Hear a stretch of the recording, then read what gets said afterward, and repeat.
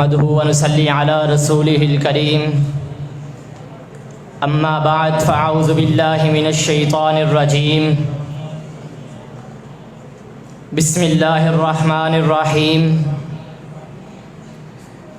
إن الحكم إلا لله صدق اللہ العظیم۔ وطن تو آزاد ہو چکا، دل و دماغ غلام ہے اب بھی۔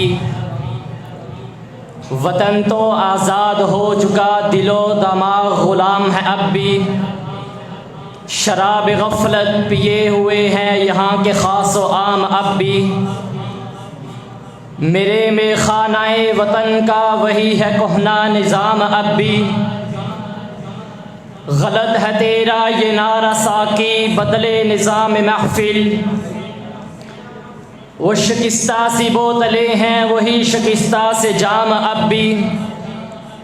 صدر ذی وقار، 14 اگست کا آزادی کا مبارک دن، آزادی کا پرچم اڑاتا، غلامی کا مرثیہ پڑھتا، مسرت و شادمانی کی خوشبوئیں بکھیرتا، انقلاب زندہ باد کے نعرے بلند کرتا ہوا ہر سال نظر آتا ہے، اور اپنی حسین یادیں چھوڑتا ہوا ماضی کے دھندلکوں میں مدہوش ہو جاتا ہے۔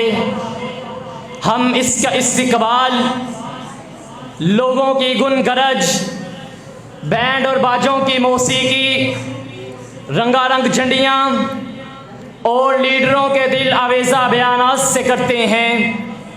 ایوان شاہی اور مرکزی حکومتوں کے قصر بلند و بالا روشنیوں سے بقع نور بن جاتے ہیں، بلکہ یوں سمجھو کہ نور کا سیلاب امڑ آیا ہے جس سے سارا ملک ضیاء و نور کا گہوارہ بن گیا۔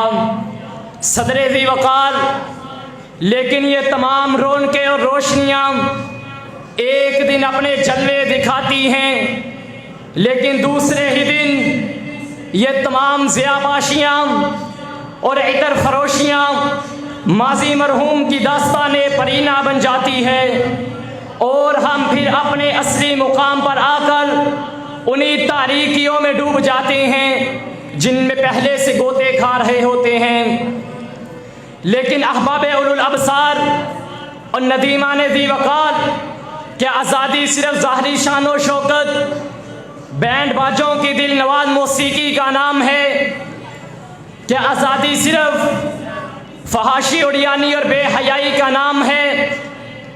کیا آزادی صرف "We took the flags in our hands and them martyrs" کا نام ہے؟ کیا آزادی صرف فحاشی اڑیانی اور بے حیائی کا نام ہے؟ نہیں نہیں، بلکہ اس کے تقاضے کچھ اور بھی ہیں۔ اگر ہم ان تقاضوں سے پوری طرح عہدہ برآ ہوتے ہیں تو ہم واقعی آزاد ہیں۔ صدر ذی وقار، پاکستان کی آزادی ایک نظریہ حیات کی مرہون منت تھی۔ وہ نظریہ لا الہ الا اللہ محمد الرسول اللہ کی عملی تصویر کا نام تھا۔ وہ نظریہ لا الہ الا اللہ محمد الرسول اللہ کی عملی تصویر کا نام تھا، اور ان الحکم الا للہ امر اللہ تعبدوا الا ایاہ الا لہ الخلق والامر کی عملی تعبیر کا نام تھا۔ اس نظریے کو عملی جامہ پہنانے کے لیے مسلمانوں نے لاکھوں چاند ستاروں کی کندیلیں بجھا دی، لاکھوں عصمتوں کو تار تار کیا گیا، لاکھوں سروں کو نیزوں پر چڑھایا گیا، لاکھوں ماؤں نے اپنے ثبوتوں کی قربانی دی، لاکھوں بہنوں نے اپنے بھائیوں کے خون سے اس پودے کی آبیاری کی، ہزاروں عصمتوں کے عزت معاب چراغ آندھیوں میں گل کیے گئے، بچوں نے نیزوں کی انیوں پر رقص بسمل کا خونی منظر پیش کیا، تب جا کر یہ آزادی حاصل ہوئی۔ سامعین محترم، آزادی کا تقاضا یہ نہیں تھا کہ فحاشی اڑیانی بے حیائی کو پھیلایا جائے، آزادی کا تقاضا تو یہ تھا لو ان فاطمہ بنت محمد سرقت لقطعت یدہا کو عملی تصویر بنایا جائے۔ حضرات، سورج اور چاند کو نگاہیں گاڑ کر دیکھنے والی آنکھیں آج بھی گواہ ہیں، گنگا اور جمنا کی آنسو بہاتی ہوئی لہریں اور ہمارے گیت گاتی ہوئی لہریں آج بھی شاہدان ناطق ہیں اور زبان حال سے یہ پکار پکار کر کہہ رہی ہیں کہ ہم نے تو یہ خون کے دریا لا الہ الا اللہ کی حکمرانی کے لیے عبور کیے تھے اور محمد صلی اللہ علیہ وسلم کے اسوہ حسنہ کی باغبانی کے لیے برداشت کیے تھے اور ان لوگوں کے لیے سہے تھے جن کا طرز حیات ہی یہ ہوگا الذین ان مکناہم فی الارض اقاموا الصلاۃ وآتوا الزکاۃ وامروا بالمعروف ونہوا عن المنکر. لیکن یہاں آ کر معلوم ہوا وہ خواب تھا جو کچھ دیکھا، جو سنا وہ افسانہ تھا. صدر ذی وقار یہاں لا الہ الا اللہ کی ایک جھلک بھی دکھائی نہ دی گئی. محمد صلی اللہ علیہ وسلم کی سنت پاک خنجر بیضا کے نیچے ترپتی ہوئی نظر آئی. رسول عربی کی سنت مطہرہ کا مذاق اڑایا گیا. قرآن کریم کی تعلیمات کو ذبح کر دیا گیا.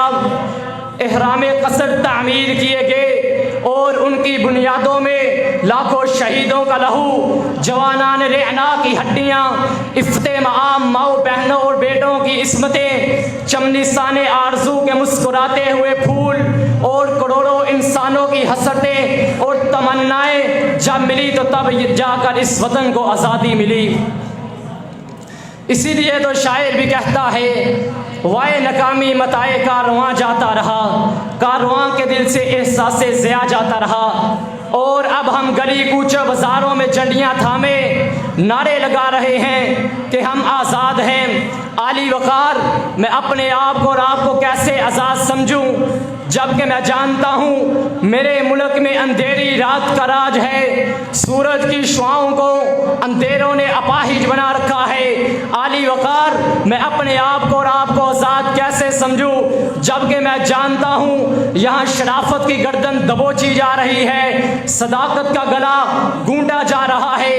عالی وقار میں اپنے آپ کو اور آپ کو کیسے آزاد کروں جبکہ میں دیکھتا ہوں یہاں اسلام کی قدروں کے حلقوں پر چھڑیاں چلائی جا رہی ہیں، قرآن کریم کی تعلیمات کو ذبح کیا جا رہا ہے، رسول عربی کی سنت مطہرہ کا مذاق اڑایا جا رہا ہے. عالی وقار میں دیکھتا ہوں شرافت کے جنازے اٹھتے، شریعت کو دفن ہوتے ہوئے اور دین حق کے اصولوں کو پامال ہوتے ہوئے، پھر میں کیسے کہوں کہ ہم لوگ آزاد ہیں.